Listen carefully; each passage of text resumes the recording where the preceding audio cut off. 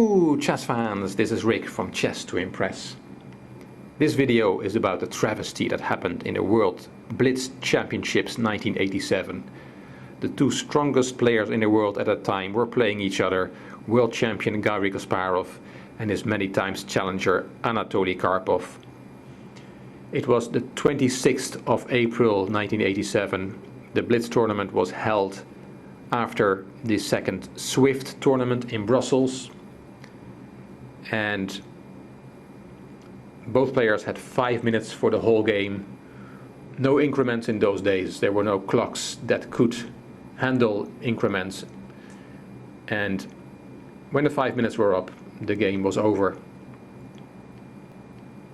And that's the travesty I'm going to tell you about.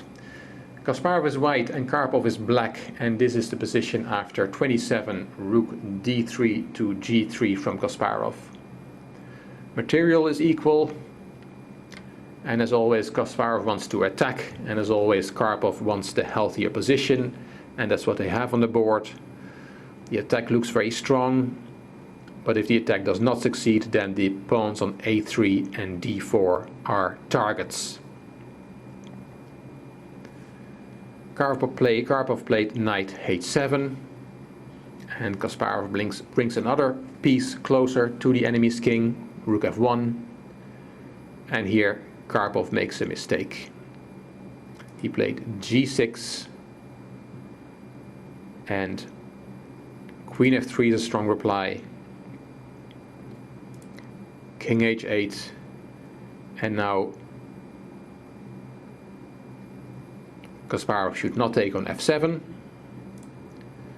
because then there's rook f8, queen has to go, and after rook takes f1 check, king takes f1, queen f4 check, rook f3, queen takes d4, the position is about equal. So taking on f7 is not good, but Kasparov had two very strong moves here, either rook h3 or knight f6. I will not go into the variations, but they are crushing attacks on the black king. Kasparov plays h4, which is also good, but not as good as the other two options I mentioned. Queen f5, and of course Kasparov does not want to trade queens, he wants to keep attacking.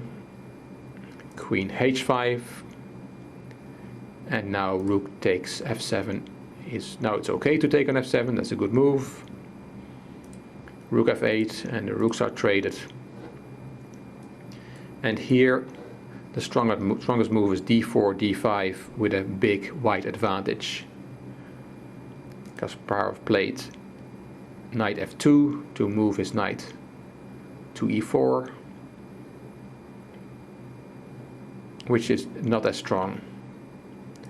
Queen takes h4, and here Kasparov should have taken on g6, and a possible variation then is queen f4, and queens are swapped, rook takes e6, rook takes d4, and rook d6 with still a white advantage. He's a pawn up and has winning chances.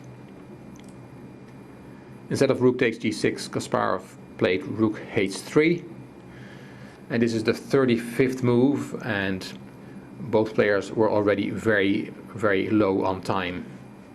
Don't forget, this is a 5-minute blitz game. Queen f4, good move, and now the position is about equal. Knight e4, queens are swapped, rook d8, and it's clear that white's attack has not been successful, and he has to play actively to compensate for his weak pawns on a3 and d4. For example, here a good move is knight d6, and then a possible variation is king g7, rook c3, rook d7, king f2, knight g5, bringing the knight into play, king e3, and it's about equal. But here Kasparov played the incredible move knight g5 I checked a few sources to make sure, because I could hardly believe that this move was really played, but it seems to really have been played. Kasparov just missed that this piece is unprised on g5, and Karpov took it. At this time, according to eyewitnesses, both players had about 20 seconds left, and it's incredible that in those 20 seconds each they were still able to make 20 moves each, which is probably easier in a blitz game on a computer screen, but in a real life game 20 moves in 20 seconds is a lot. So they were slamming the pieces, ramming the clock. Rook c3, rook takes d4. Of course, this game is completely over. Black is a full piece up. But Kasparov played on because of the clock situation. Rook c8, king g7. I just very quickly go through these moves because they don't make a lot of sense. There's nothing technical to say about the next moves. It's just a one position for black, and it remains a one position for black.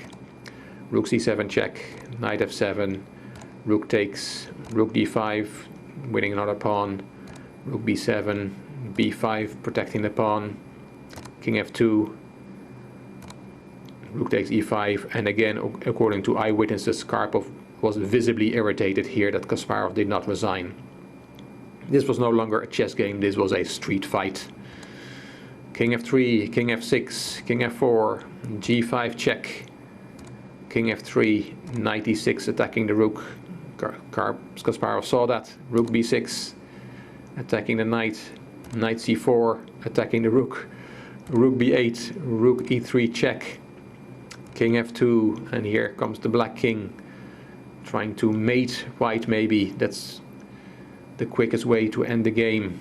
Rook takes b5 check, e5, rook c5 attacking the knight, rook c3 protecting, a4 his last trump card, the a pawn, king f4, g3 check, king e4, a5, rook c2 check, king g1, king f3 trying to checkmate, a6, king takes g3, and now there's a mate in one thread. And after king f1, which is the only move, there is knight e3 with a discovered attack on the rook. But after king e1, rook takes e5, which means Karpov is now rook and knight and pawn up. Karpov's flag fell. His flag fell, and the game was declared one for white, one for Kasparov. And why? Because he still has the pawn on a6, which means he has mating material. That pawn could become a queen and in theory checkmate the black king. If that pawn had gone, if Karpov had had enough time to play rook a5 and rook takes the pawn, then the game would have been declared a draw, because white would have had no more mating material and black would have no more time. But in this case, even though Kasparov is a lot of material down, he won this game in this Blitz Championships. A travesty. It's terrible to see the two strongest players in the world having to go through this with this ridiculous result at the end. So nowadays in 2016 we have the increment rule.